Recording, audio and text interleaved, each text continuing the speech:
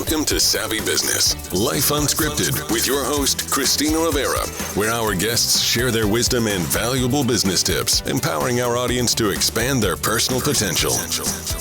Hi, Joseph. Welcome to Savvy Broadcasting, Life Unscripted. I am so grateful to have you here this wonderful Sunday afternoon. We're going to talk about an exciting topic I've never even considered, and that is strength as a second language. You are you teach strength as a second language, and you're about to have your third book hit on this topic. But it's really about people getting in touch with their strength, pulling out their inner talents and gifts, and using it on a daily basis. Because I think often people leave their strength and their skills and their talents on the table on a daily basis. Yeah. Unfortunately, they do, because at the end of the day, I sort of always base it down to, if you don't know your talents, which your talent is what we develop into a strength, but it's also where your weakness lives. So it's how you use your talent and the impact that it has, right? So I find now, you said something like your weakness is also there. You go there? Yeah, of course. Your weakness is actually in your talent. So I have the talent of communication, and this is according to Clifton Strengths Assessment, where there are 34 talents. We build talents into strengths. Okay. And it used to be known as Strengths Finder. So some people out there in the audience might actually know it as Strengths Finder and not the new name Clifton Strengths. Okay. So I have communication as a dominant talent. I love words. Words are incredibly important to me. When I'm using it at my best, I'm a great storyteller. I find the right words in the right moment. I know how to use tone and expression to get my point across. But when it's on its negative side, when it's not a talent, I can interrupt a lot. I can talk too fast. I can get lost in the words I'm using. I can repeat myself a lot if I feel like someone's not understanding me. And so I start saying the same thing in different ways until someone gives me some sort of clue that I get it.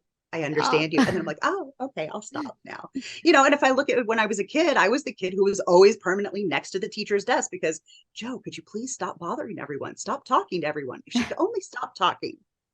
Right. Yes. So a lot of times we see our talents and we tend to see them on the raw side, on the negative side, especially as children. And so it's recognizing that it's really a talent that we need to hone, invest in, and create a strength. Wow. You know why I love that you just explained this and clarified it is recently I heard a top trainer. She's a 25 world record holder in powerlifting. And she had said, you know what? I didn't do powerlifting because it's my greatest talent. It was my weakness. And I went in there and built that strength. And then I became the best at it. And when I heard that, because she said, passion's overrated. People like, it's my passion. I'm going to do my passion. But they don't build that strength or that passion into a strength. And I thought that was interesting when she said that. I was like, what are you talking about? Passion's awesome, right? But when she clarified it, I thought it was interesting. And this brings further clarification that what you might have is like, I like to tell stories. It's something you have to hone to bring out that talent to its full fruition. Right. Exactly. And I always tell people, like, just because you have high communication doesn't mean you're great at communicating. Right. Like it's kind of because a lot of people are like, oh, I have such a hard time writing. Like, I don't have communication very high. And I'm like, you might actually be better than me in some circumstances. Right. Like, because you might have other talents that make you very concise, very clear, say exactly what you mean. Whereas I might get too flowery. I might not say exactly what I mean and get lost in the words. Right. So there's skills, right? Things you can do. And just because you can do something really well doesn't necessarily mean it comes from a talent, and you may not even enjoy doing it. It's just a skill you can do. That's true. That is very true. Now, how does now this happened for me many years ago. I started as a consulting business because my boss told me in corporate America, hey, you do this so well. I think you do better if you just go out there and do it yourself as a consultant. Not as easy as I thought. And I actually ended up hating it because the thing is that now you're married to it 24/7. You're on. It's like if everything's on you, you're the business. You got to go out there, get the business. You got to keep it pumping. It was much more skills involved than just doing what I was good at in corporate.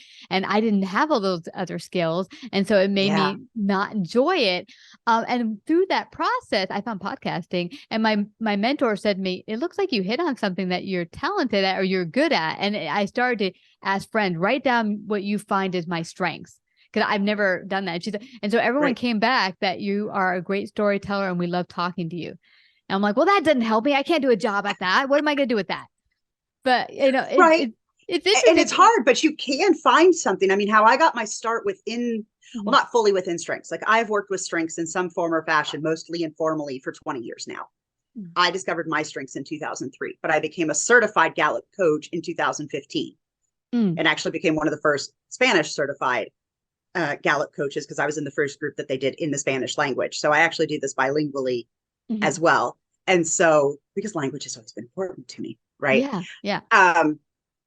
But it became one of those things that I started strengths branding. So I actually wanted to work with entrepreneurs and startups because I wanted them to get a head start on building a strengths-based culture so that it could be more successful and sustainable when they recognized building from strength was going to do that for them if they really incorporated it into who they were. Because I use strengths, there were a lot of coaches that went through the certification process and went, now what? Okay, how am I going to build a business? How do I find clients? What do I do? And I don't think traditional marketing always works. That's true. For entrepreneurs. And yes, there's ClickFunnels, and yes, there's things, and yes, there's things you can do, but I sort of flipped it on its head and said, what do you do well? What do you love to do? What skills are you going to naturally bring to the table? What can you delegate? But at the end of the day, what's your message? Because your message is so much more important because whatever you have to say, someone's going to go, oh, she gets me. He knows what I'm talking about. That's the person I want to talk to. And so your niche really kind of organically evolves based on you just showing up and being who you need to be. Yeah, I love that you say that, Joe, because I think I did this when I first got started. I would look at other people doing what I was doing, or at least consulting, and said, what are they doing in their business? Let me copy them. And that's not me. And so, it was funny. One person looked at the copy of my website and said, how did I put it? I said, is your finances hemorrhaging? Let me come in and help you. They're like, hemorrhaging? That's like the worst picture ever. But I realize that, sometimes we're trying to copy others. It doesn't speak to people. People begin to feel something's off with this person. I'm not connecting with them. It's because you're not really bringing yourself to the table. You're bringing an image of someone else that you think will work well in the marketplace. Right. I look at, life in general, right? But also business. There's kind of two paths that we can go down, right? I have this picture on my website of train tracks, and there's one that goes right, one that goes left, and one that goes straight. And straight would be ideal, right? That would be us and our strengths, recognizing it, owning it, doing it. But someone we love, parents, grandparents, a teacher, someone we admire says, oh, Christine, I bet you'd be really great at this. And you go, oh, well, they probably know me better than I do, and I'm not really sure. And so I'm going to go down that path. But at the end of the day, like there's something that's never quite clicking, but you keep plugging away at it because they must know something you don't. They must recognize something you don't. They, and they want the best for you. So it's not that they're intentionally trying to harm you, right? So it feels at least something is in alignment. Yeah. But it's never going to work because it's going against what really feels good to you. And so the longer you do that, the longer you realize this is not me. Right. Or you have someone you admire, someone you're like, hey, they're doing what I'm doing. They're really successful. Let me do what they're doing. Let me copy them. Like you said, also not going to work because that's not your talent. You can be as successful as they are, but you've got to find your way of doing it. And that's why taking the Clifton Strengths assessment for me was like getting a user's manual for myself. It's every time someone says, Christina, why do you do that? And you go, I don't know. Doesn't everybody do that? Do that? Exactly. That's what you think, actually. You think, right? Or Christina, you're so good at doing that. And you think, really? Okay. Yeah. Not a big deal. Doesn't everybody do that? Right. Yeah. That is a talent, and it's a talent unrecognized. And so we tend to devalue it in us because we don't think it's anything special. And so we're not honing it. We're not investing in it. We're not recognizing. But the double-edged sword that's kind of funny about that is because we lack that objectivity and that vocabulary of knowing what it is we do well. Yeah. We're actually judging others for not doing it the same way or as well as us. Oh, wow. So we're actually devaluing others because our filter is clouded. Interesting. I recall, I was in corporate America, and my primary goal for these companies was to collect money AR.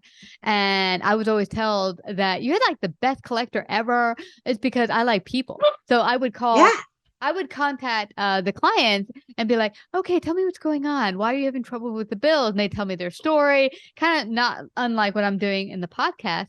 And then with them hearing they're being heard, they'd be like, let's figure out a plan. We can get this, get you paid up. And then they'd be willing to want to pay because they felt heard. Yes. So that turned out to be a talent that now I'm using it as in this capacity in podcasting. But there's so many ways to use a said talent, not in one way. And I think one thing that people get pigeonholed is like, oh, I do this talent well, and they see it as only a pigeonhole that in this way. In which case, you can use your gift or talent. Maybe it's pulling out people's best in fitness or whatever it is. But there's a different variety of ways. Yeah, there's different variety of ways to use your gift. In other words, someone with high empathy. There's a story in the Now Discover Your Strengths, one of the early books around strengths, where a person had been a journalist and was very, very good as a journalist, had high empathy, and that high empathy let her listen, hear the stories, hold the silences, let them talk. They felt hurt, and it was, so she was great at doing interviews and doing that kind of work. Eventually, her mother got ill. And she turned it around because she was staying with her mom. She was spending a lot of time in hospice, and other patients, instead of going to the hospice, were coming to her. How can you help me? What do I need to know? And so all of that ability to learn, have curiosity, know the right information, but also deliver it in a way that was compassionate because she could understand what they were going through was just an entirely different application. So she actually became a hospice counselor. Right. Wow. And so totally changed jobs. And so our strengths don't tell us what we're going to do. They just tell us how we're going to do it. That's awesome. So if you're a mechanical engineer with high relationship talents, you don't want to be sitting at a drafting desk all day in a dark basement, never talking to anyone. You're going to go crazy. You might be an amazing mechanical engineer, but you got to find a different way and a new outlet for that same skill in a space that makes you happy and gives you energy. And that's going to be with other people. Wow. Interestingly, I heard a guy say his full-time job is being in strength and I mean physical strength. He does strength competitions. And he said as a kid, people told me he couldn't sit still. He was always jumping around, whatever. What is that thing they give you when they say you can't sit down in school? ADHD, ADD. right? Yeah, ADD or ADHD. That's it. Yeah. So he said, I was diagnosed with ADHD. That's my thing. But my mom saw something in me and she brought me to a local gym at 10 years old and said, I'm going to get you to get this energy out. And now that's become his full-time thing. He's doing quite well at it. But it's interesting because I think we sometimes label our children with these labels of this or that when it's just their way of taking in the world, their strengths. And that's how they deal with the world or take in information. And we see it as a disable or a problem when really they just need to maybe do things a little differently. Well, and there's two examples I want to share around that. Is one, there are no studies that I know of. So this is through experience of other coaches and observations that are being made in the space, especially looking at children potentially, but also looking at adults. Those who have attention deficit often have focus as a high talent. And that sounds counterindicative, right? Like if they have high focus, then why are these? But people with high focus actually need to be able to focus for long periods of time. And you'll notice that in people who have ADD, there's often a space where they have flow and they have no problem staying engaged and they have no problem paying attention. It's something they really enjoy. It's something they love and they're often good. But if you think about schools or the workday, one meeting to another meeting to another meeting, one class to another class to another class, like every time you find your rhythm, it's broken. Yeah. And so it causes anxiety. Wow. And so it's a reaction to a talent that you potentially have that is not able to develop itself. So there's this deep intrinsic need, but an inability to develop it. Wow. Another case is there was a study, there was a prison where they did strengths for prisoners that were going to be reincorporated into society. And it was a male prison. And they found that the number one talent among them of frequency was empathy. And people think, prisoners, empathy, why would that be? But if you think of the American prison system and who generally happens to find themselves in those situations are men that come from potentially Hispanic or, the Latino or Black communities where a father might be absent or a father might be a lot of pressure. Don't cry. Don't, be a man. you've got to stand up for yourself. And so this need to express Mm. their emotion and feel the things is pushed down. Mm. Their ability to still read the room. So when there's a lot of anger present, a lot of fear present, a lot of other things, they're taking it all in. Yeah. Right. As Mhm. people high in empathy. And so they react to that, Interesting. which can take them down a darker path. And Yeah. it's the same talent. So you just have to hone that and move it into a more positive arena. Exactly. That thing. Wow. Exactly. So what, I went through this when I started my consulting biz many years ago. I was like at an impasse, like, okay, where do I begin to realize where my gifts and talents are and how to best use them? Say someone's just getting started. They're in a corporate job like I was many years back, where I was really unhappy, gained a bunch of weight, thought, what am I going to do? Do this job I'm not too keen on for the next 50 years? Or how do I go deeper? And so where do people start if they're at that impasse? The first thing you do is you go to gallup.com or my.gallup.com and you buy a code to take the Clifton Strengths Assessment. And there's an opportunity to take just your top 5 or get the full 34 report. I highly recommend the full 34 report. In the US currently at $60. It is worth every single penny you're going to spend. Wow. I would read through it, but I think the next best step is to get a coach, even for one session, just to walk you through your report and understand what it really means. So a very first session with me, with someone who's very new to strengths, is often just walking through and going, this is what's beautiful about that talent. This is what you do amazingly well. Most likely you probably have this tendency. Mhm. This is where it can get a little dark. This is where you might have some issues. This might be like the darker side of your time. And, and I go, now, how does that relate? And they're like, oh my God, yeah, with my wife, I do this, or right. And they go into this thing and they find ways to relate. And that's one of the best things you can do, is just really understand where it shows up for you. Oh my gosh, right? That's great. That's awesome. Yeah. It's a good and first it's an step. amazing place to start. It's an amazing place to start. I think you can read the report. One of the reasons, so I'm writing these books, the practical strengths books. And one of the reasons I'm writing them, the big series is a series of, right now it's a total of 10 books, but that could always get bigger. But right now it's a total of 10 books. The third one's about to be published, but they're glossaries. So it's, right now I have a book on parenting and I have a book on career success. So it's, how does your strength, because a strength doesn't stay at the office, right? A strength is with you all the time, but it can show up slightly differently based on the stimuli, the people around you, your environment, right? So it's always going to be there. My strategic is number one. When I work with clients, I'm a map maker. I love helping people figure out where they are on the map and where they need to go and how to get there in the best way possible. With my son, I'm an explorer. I'm not going to write the map for him, but I'm going to give him all the possibilities of what he could explore and do it with him so that he can find his way, right? As opposed to being a little bit more directive. It's still my strategic talent showing up, right? So that's his parenting. Career success, we've taken each talent and it's for career development as much as it is for searching for a job. So it's great from, say, high school for trying to figure out majors. It's great for university trying to figure out career paths. It's great for managers to get to know their teammates and have better one-on-ones that are more strengths-based and really look at the value and environment to see if their people are thriving where they are and if there's adjustments that can be made. But it includes what to look for. So what kind of environment are you going to thrive in? How to look for it, because not every talent is going to look for a job the same way. How to talk about it. So in the interview process, on your resume, what should you say to show your value? And then how to be successful in the first, few weeks on the job. And it tells you, how to really use that to maximize your entrance into a position.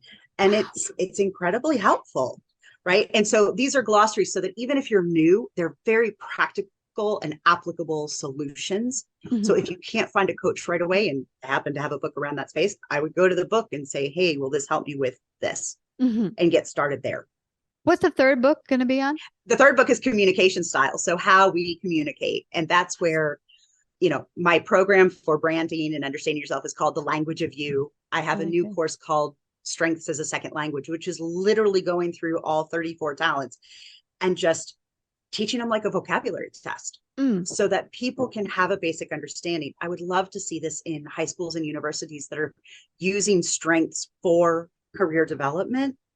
But if they could do a 1-credit course or something where they taught the kids all 34 talents, then they start looking at themselves through their own talent lens, but they can look at someone else and go, oh, I bet you have analytical, or, oh, I know you have analytical. So that means I know you need this, or I know this about you. And it may not be perfect, but it's better than just going, it's a why do you have to do everything so different than me? Why do you have so many questions? Why are you always so sensitive? Why? All of those come from talent space. So if we can sort of open that objectivity and see each other through that positive intention and still celebrate the individual, I really think we could have a huge impact just by doing that. Because at the end of the day, there are 34 words that unite 8 billion people on this planet. So we actually have more in common than we don't. I love it. And I'm thinking, even if, you are a business owner listening in, this would be a great way to get in touch with what are the talents you're missing in your organization. Because I heard one entrepreneur say, often we hire people like ourselves, which is not optimal, because you might be good or have a talent and set amount of skills, but you'll need other people to do the things you're not good at. And you have to be able to hire that talent and not say, oh, I don't like him because he's too analytical or whatever. There's a reason why you need that, because you're not good at it. And so you need someone to come in and do that part. Yeah. Absolutely. It's to find that balance. And I love doing team diagnostics. It's like one of my favorite things to do, and to work with managers who need to understand their team a little bit better, and for their team to understand each other a little bit better and where the roles are.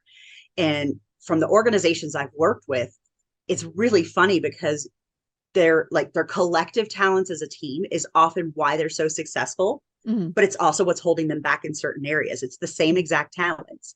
And so, and it's funny because then when you ask them, what do you find to be the biggest challenge and how would you solve it? Their challenge is often something their talent can easily solve. They're just not applying it proactively. Ah, interesting. And so it's always kind of like, hey, the good news is you guys got this. Yeah. It's just a question of putting in the work.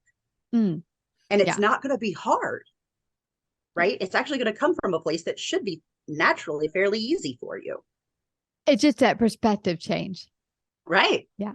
Yeah. And it's interesting because I wish I had your books and your information in school, because in high school we took a career assessment, and because I was so shy and a little bit of a tough upbringing, I kept very quiet. So you would never guess that I love to talk, and that's something I'm good at back in high school. So when I took the assessment, they actually said my best career choice would be a flower shop owner, or, messing with flowers and plants. And I did not like gardening at all. So I was like, huh? What? Huh? How does this help me going to college? So I was really, really like, I can't do anything in college. This says I can only be a flower person. Yeah. Yeah. I think my number one was always lawyer or judge. And I would go, really? Like, that's not even close to what I want to. Now, when somebody said, I could see you being a really good advocate, then I thought of the Spanish word for advocate, which is abogado. And I was like, now if somebody had said advocate, I might have taken that an entirely different direction. And that's something. Because my talents actually, I'm advocating for talents. I advocate for other people. I do it all the time. But when you say it as a lawyer, I went, I don't know. It's our perception of law. It's our perception of law, because if you break down, what do you do as a lawyer and how do you help people? I think people will look at it and they'll have a stigma like, oh, lawyers just are, chasing ambulances and trying to get deals. Right. But a lawyer is much deeper than that. Or spending your time with your nose in books, researching, all kinds of different cases and all that. No, but you could actually be a lawyer or still use similar talents in a different way.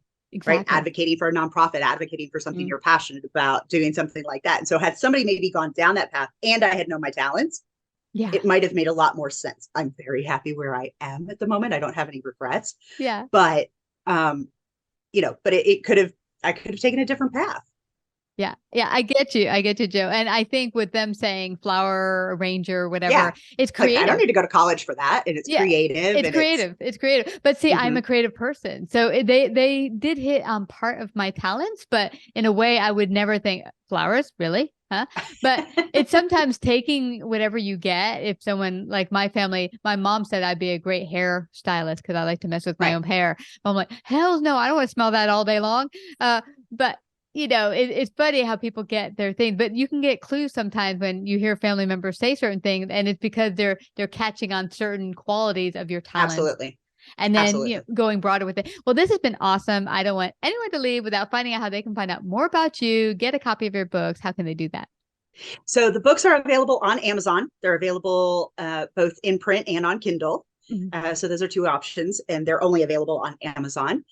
And then as far as getting in touch with me directly, you can go to my website, which is discoverjoself.com. I love it. Well, I thank you so much, Joe Self, for coming to share your great wisdom today on strength. I hope it piques everyone's attention, regardless if you're already an entrepreneur or business owner, finding ways to broaden your skills and bring it to the world in a bigger way. Nothing wrong with that. And anyone else who doesn't have a business, who wants to just broaden their skills, you can always do that better. So go to discoverjoself.com today. And thank you so much, Joe, for coming to Savvy Broadcasting.